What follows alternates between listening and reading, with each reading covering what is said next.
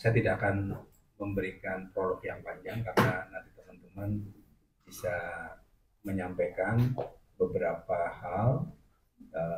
Pertama mungkin tentang Permen 53 Mas, yang pelaksanaannya nanti kita ingin bukan sangat luar biasa, katanya mengakomodir banyak kepentingan yang selama ini kami mintakan kepada. Saya kira dari kawan-kawan kita dari PRS banyak sekali katakanlah keluhan-keluhan ya, yang mungkin bisa kita selesaikan bersama. Tapi secara umum yang pertama dari hasil saya beberapa daerah tadi itu yang pertama menyangkut masalah jalur mandiri perwakilan yang boleh dikata menghisap semua itu tetapi sampai oleh Pak Dirjen itu ya mungkin ada pertemuan yang berkelanjutan supaya happy ending, karena saya melihat tadi aja waktu kita rapat koordinasi teman-teman daerah itu mau ketemu dengan Pak Dirjen itu wajah langsung bersinar gitu.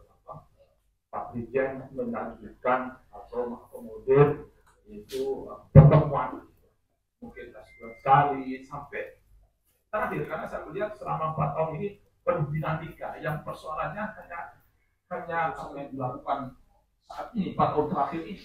Cuman pada tingkat implementasi kenapa ini agak lamban? Karena memang masih ada mutual suspicion di antara berbagai pihak. Padahal ini sebetulnya ini serius untuk kita, untuk semuanya dan juga yang lain juga. Kalau itu menurut saya solusinya adalah komunikasi. Ke depan mungkin beberapa bulan, tapi yang jelas mohon ya dari segi waktunya maupun dari jumlah mahasiswanya itu yang kemarin sempat ke sana. Berikutnya juga sama, PTN itu juga sekarang buka namanya PSDKU itu di Jepang, di Demak dibuka, di Rembang dibuka. Akibat dari seperti itu, Prof, ini kan Poltekkes juga membuka hal yang sama, menambah jumlah mahasiswa, kemudian UIN, Prof, ini juga 2 kali lipat dibanding sebelumnya. Jadi boleh dikatakan PTS ini hancur-hancuran, Prof.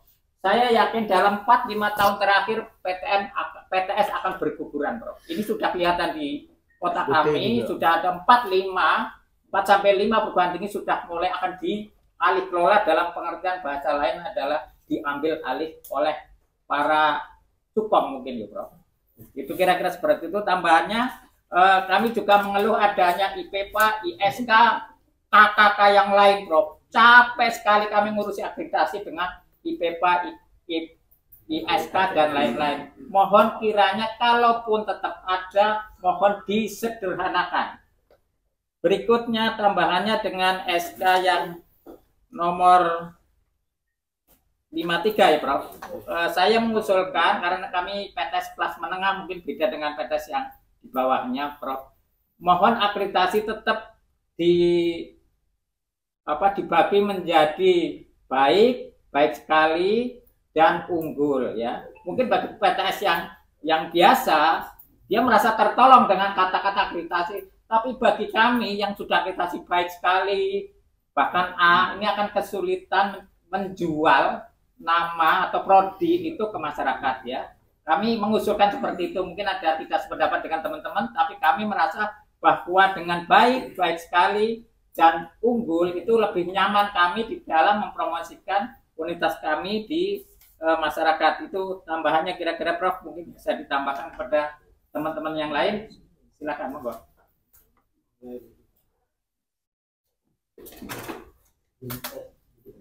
Ya. Assalamualaikum warahmatullahi wabarakatuh. Saya berkata langsung kadang-kadang berkunjung ke Balikpapan, tapi saya tahu izin dikti berbeda. Izin dikti sangat berbeda dalam pelayanan aplikasi siaga dan silent kerma. Ini yang terjadi. Sampai sekarang belum keluar itu, saya menempatkan informasi. Yang kedua menyangkut tadi yang disampaikan Pak Ketua Umum Aptisi, uji kompetensi ini juga bermasalah karena di lapangan itu ada mahasiswa yang sudah lulus uji kompetensi tetapi belum ujian tutup atau ujian akhir itu setelah dicek oleh L2 Dikti atau diverifikasi tentang kelulusan itu belum ujian, diminta untuk membatalkan UKOM-nya.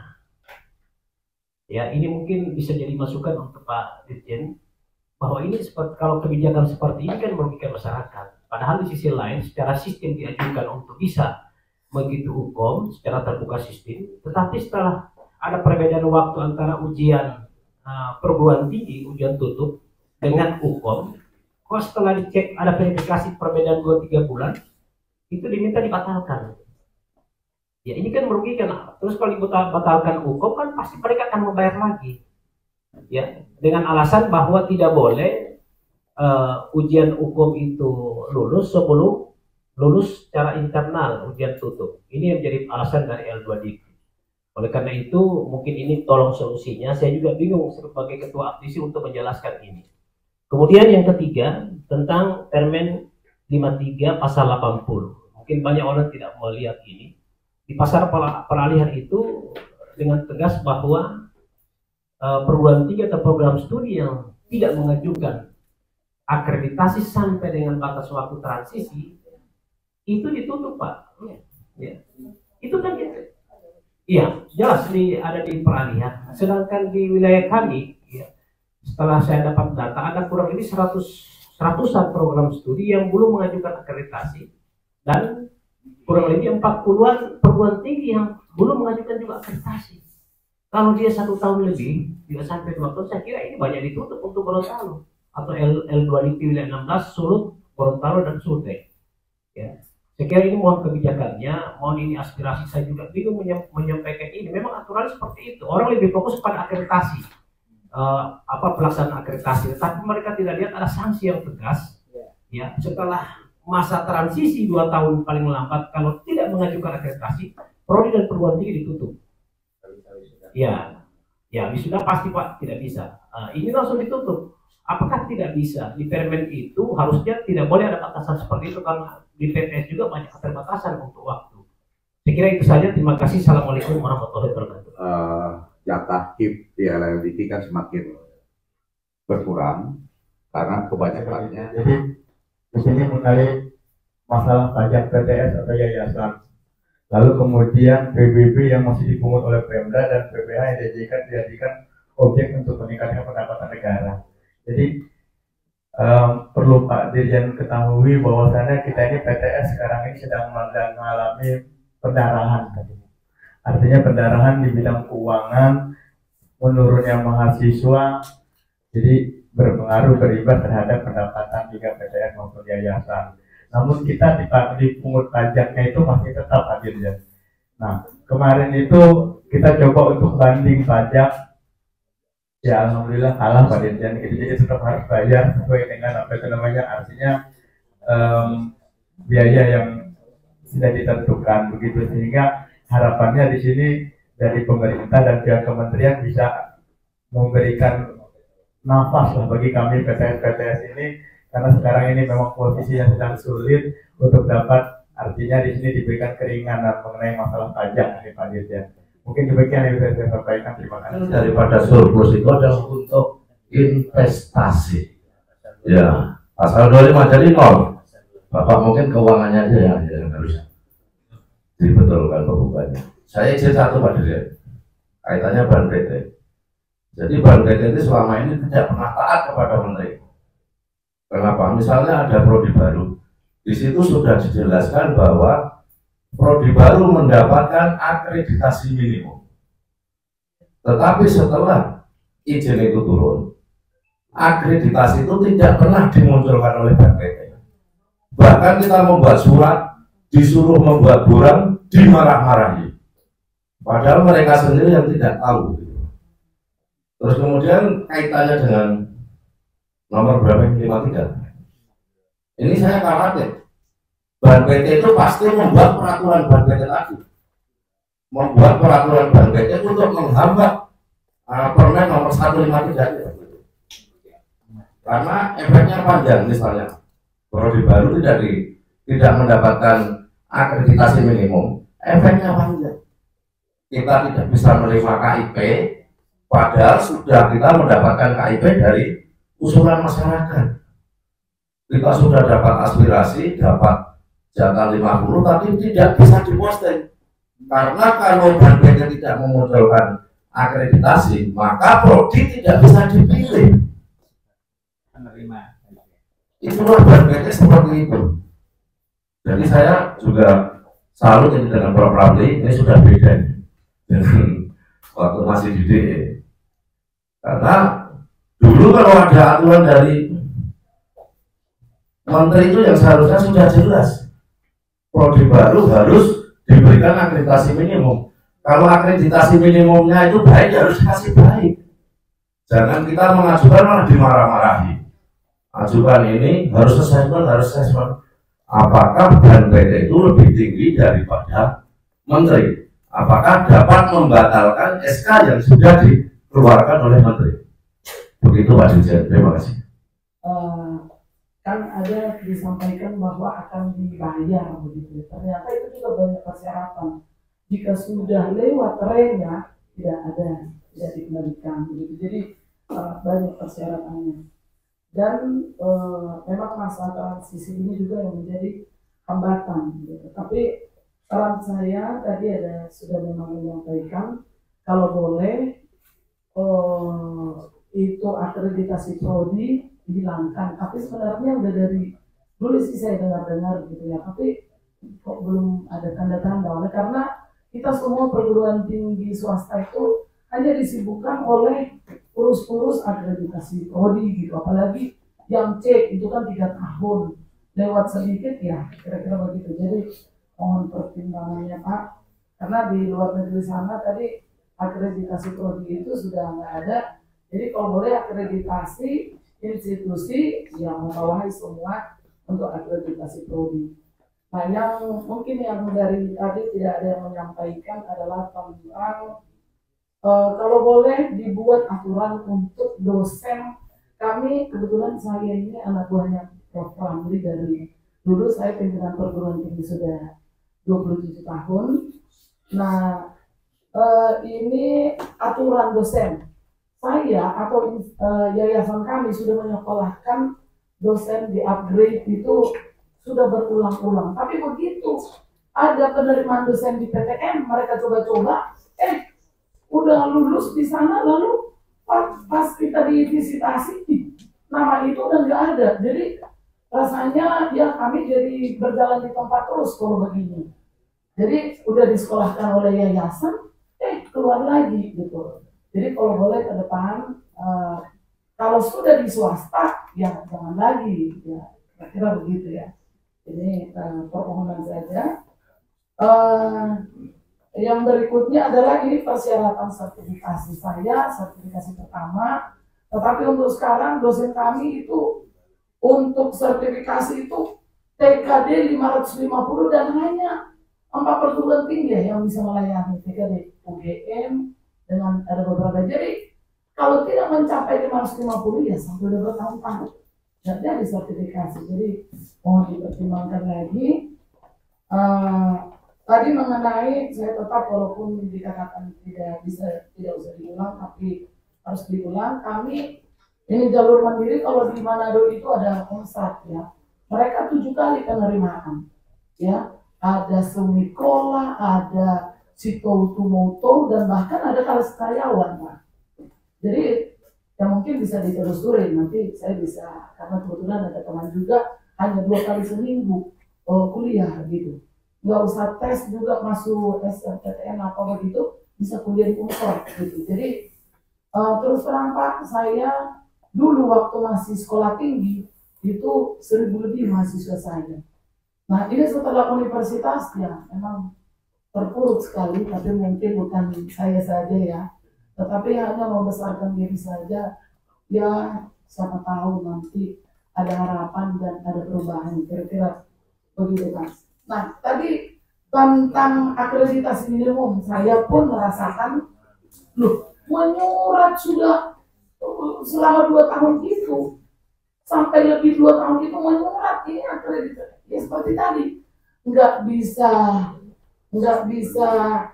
konversi, nggak bisa mengikuti PDKM ya, karena harus diupload ini sertifikat akreditasi minimum, tidak kunjung datang juga.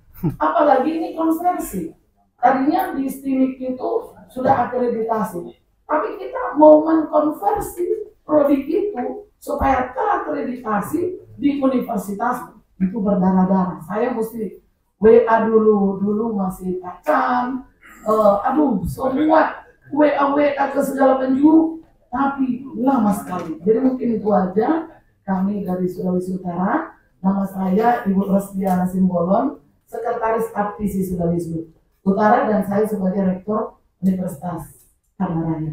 Terima kasih. Pasti bukan dari saya dan pasti dari saya. Ibu Wartawan yang hormati, jadi kita ada 3 hal yang harus penting dalam pendidikan ini. Yang pertama adalah akses. Kita perlu memperluas akses dan memberikan layanan yang seluas-luasnya bagi anak bangsa yang ingin menempuh pendidikan tinggi. Tapi akses saja tidak cukup. Dia disertai dengan yang kedua adalah kualitas. Karena kalau akses keduanya, misalnya seluruh lulusan SMA itu mendidik untuk adult learners, mereka yang sudah tidak bisa masuk ke sistem konvensional, masuknya ke UT.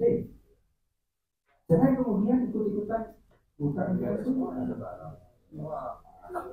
Kalau ikut-ikutan bukan biasa, kerjasama dengan PTS dan PTN di seluruh Indonesia. Tidak perlu ada kemudian hadir di sana. Tapi kita misalnya mata kuliah yang umum, nggak perlu punya dosen sendiri, ikut dosen ngambil mobil di itu. Kan lebih efisien, lebih hemat semuanya. Win-win. Kali-kali itu saya sampaikan, dan juga saya diberikan pada LGA-nya UT. Mari kita terus bersama karena UT juga penting ya, mereka juga memberikan layanan untuk mereka yang tidak terjangkau oleh program kita dalam luar negeri. Tapi itu yang saya dorong. Ini kalau perlu nanti kita baru buatkan tertulis di mana role dari UT. Tapi itu yang saya dorong, jadi kolaborasilah yang BTS-nya sama-sama untuk tidak perlu punya pengampu seluruh mata kuliah, bisa saling ambil dan itu kita coba bangun namanya SIC itu. Jadi ternyata SIC itu nanti jadi UT yang benar. Jadi itu SIC itu mungkin bagi yang belum tahu, ini adalah kolaborasi dari perguruan tinggi. Siapa pun boleh masuk mata kuliah yang nanti bisa diambil oleh siapapun. Jadi tidak perlu semua perguruan tinggi karena sekarang AI penting, machine learning penting. Cari bisa susah. Ambilnya itu dari situ. Maksudnya tetap terdaftar di perguruan tinggi luar sekalian, didampingi oleh dosen, sehingga mereka tetap jelas belajar, tugas-tugasnya dikerjakan sendiri dan seterusnya. Tapi tidak perlu punya dosen dan resource sendiri. Itu yang namanya SIC itu. Baik, jadi itu untuk saya berpantun aja. Baik, maaf, saya juga itulah. 24 jam sehari. Baik, matahari terbit menyambut pagi. Tapi sawah menyambut pagi. Tapi sisi silaturahmi dengan dijadikan mencari solusi untuk pendidikan tinggi. Satu tidak beri satu katanya. Mangga goreng kuning kulitnya. Tidak dikupas, haruslah baunya. Banyak tantangan, tak boleh berpendek asa. Asal niat dan semangat pasti habis. Terima kasih. Semoga kebersamaan kita ini selalu bisa jaga.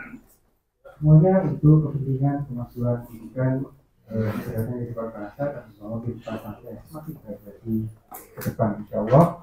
Maka Allah Taala dengan kuasa selalu merupakan rahmat bagi kita semua dalam upaya kita untuk mewujudkan mimpi para sahabat kita melihat Indonesia Raya yang kita bersama melalui pendidikan tinggi.